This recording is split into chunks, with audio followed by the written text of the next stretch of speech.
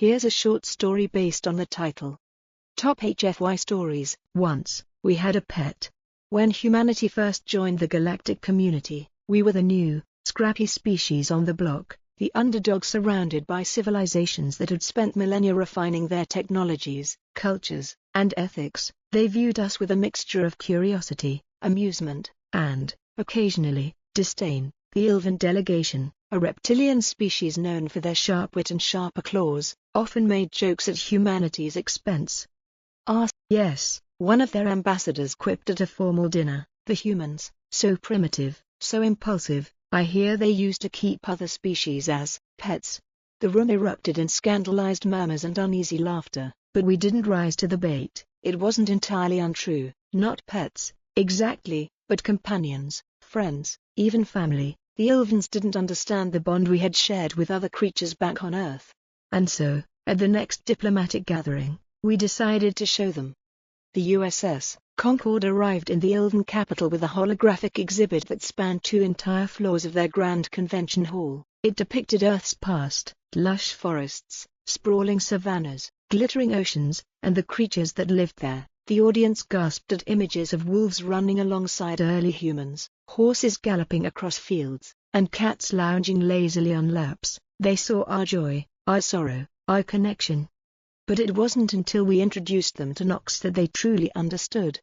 Nox was a 3D printed, AI-enhanced reconstruction of an Earth dog, a Labrador retriever, to be precise, with synthetic fur so soft it felt real and programming that mimicked the boundless enthusiasm of its ancestors. Nox was as close as we could get to the real thing, as Nox wagged its tail, barked happily, and tilted its head in response to Ilvan curiosity. Even the coldest diplomats began to soften. One Ilvan child approached hesitantly. Nox barked once, gently, and dropped into a playful bow. The child reached out a scaled hand, and Nox licked it, eliciting a delighted squeal. Soon, other Ilvans joined in, laughing as they experienced, for the first time, what humanity had once taken for granted. After the exhibit, the Ilvan ambassador approached us, no longer smirking. You humans, he said quietly, you feel things so deeply, even for creatures you could dominate. You chose to love. We did, I replied. Once, we had a pet, and they taught us what it means to be human. Years later, as humanity and the Ilvans worked side by side, they would often tell the story of how a simple holographic dog melted the icy disdain of an entire species. It became one of the most retold tales in our shared history, a story of humanity's heart, and of what we had lost, but never forgotten. What do you think? Sure, here's the next part of the story. Top HFY Stories. Once, we had a pet Part 2. The years passed, and the story of Nox became a cornerstone of our diplomatic efforts across the galaxy. It was shared not just in formal settings, but in casual conversations, in corridors and during trade meetings. Humanity, once seen as a species that barely knew its place in the cosmos, was now regarded with a new respect. We were more than just survivors of a troubled world. We were creatures who had learned to cherish life in all its forms, even when that meant opening ourselves up to loss.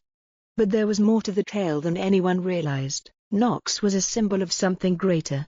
One evening, during a routine exploratory mission to a distant star system, we encountered something unusual. A previously unknown species, small, tentacled, and iridescent, was trapped in the orbit of a dying star. They were peaceful, intelligent beings who had fled from the destruction of their home world, but they were unable to escape the gravitational pull of the star. Despite our best efforts, their ship was too damaged to escape the impending collapse. As our ship's crew debated strategies to save them, one officer, a young lieutenant named Marlowe, reminded us of something. What did we do when we first met Nox? He asked. The question caught everyone off guard, but in that moment, the answer was clear. We didn't dominate, we didn't subjugate, we didn't demand obedience. Instead, we loved, nurtured, and learned from our bond with those we once called pets. We understood the importance of caring for another, regardless of their status or capabilities. With that in mind, we adapted our technology, designing a temporary refuge within our own ship. It wasn't enough to save the species permanently, but it was enough to give them a chance to survive, to find a new home. It wasn't about our pride or superiority, it was about empathy.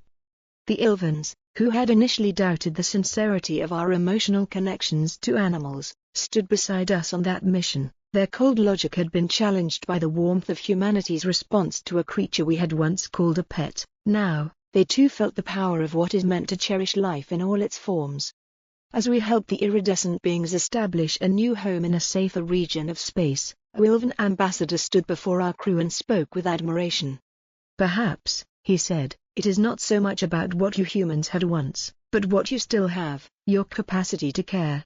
And in that moment, we all understood, it wasn't about having pets, or the material things we lost when Earth crumbled beneath us. It was about our hearts, our ability to love, and our willingness to sacrifice for those in need. The story of Nox, once a symbol of humanity's past, had grown into a beacon for our future, a reminder that, sometimes, the smallest acts of kindness could change the galaxy. How's that? Should I continue or would you like any changes? Sure. Here's the next part of the story. Top HFY Stories, Once We Had a Pet Part 3. As the years passed, humanity's reputation as caretakers of the galaxy continued to grow. The story of Nox wasn't just a relic of history, it became a symbol of everything we stood for. We were a species that didn't just want to survive the harshness of the universe. We wanted to thrive within it, building connections, fostering empathy, and creating alliances not through power or domination, but through compassion. Our reputation spread far beyond the Ilvans. The Venatari, a race of silicon-based lifeforms who communicated through bursts of radiant energy, were initially skeptical of our methods. Their homeworld was a planet of extremes, shifting tectonic plates and violent storms that could obliterate entire cities. They had no concept of pets as we knew them. Their survival instincts were honed by millions of years of hardship, and they saw other species as resources, not companions. When we first attempted contact, it was through a probe. We sent them data on human culture, art, music, philosophy, and, of course, Nox. The response was unexpected. "Why do you show us these things?" The Venatari had transmitted, their words flickering like bursts of lightning in the dark vacuum. "Why share your weakness?" For the first time in history, we realized that the Venatari didn't understand what we were offering. To them, our love for other species seemed like a flaw, a liability in a universe that had no place for sentimentalities. But humanity did not back down.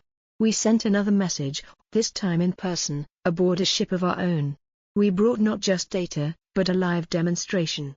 In the center of the Venatari's high command station, we placed a small, living creature, an Earth rabbit, genetically modified to survive the harsher conditions of the Venatari's home world. The Venatari watched as we fed and cared for the rabbit, giving it the same care we would give any pet. The rabbit, in turn, responded with gentle nibbles, its soft eyes gazing up at our crew.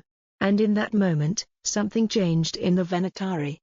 "It is strange," the Venatari ambassador said after a long silence, "this creature does not contribute to our survival. Yet it thrives under your care. You love it.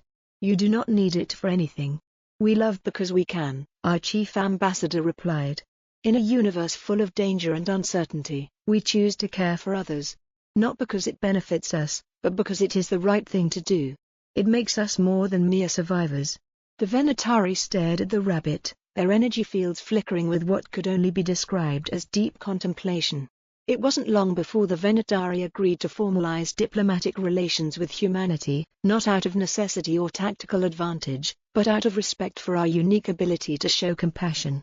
From that moment on, the story of Nox was passed on to every species we encountered, becoming a symbol of what made humanity different from the other races of the galaxy. It wasn't just our technological prowess or military strength that set us apart, it was our capacity for empathy, for love, and for understanding. Over time, the old joke about humanity keeping pets became something much more meaningful. No longer a mockery, it became a mark of honor.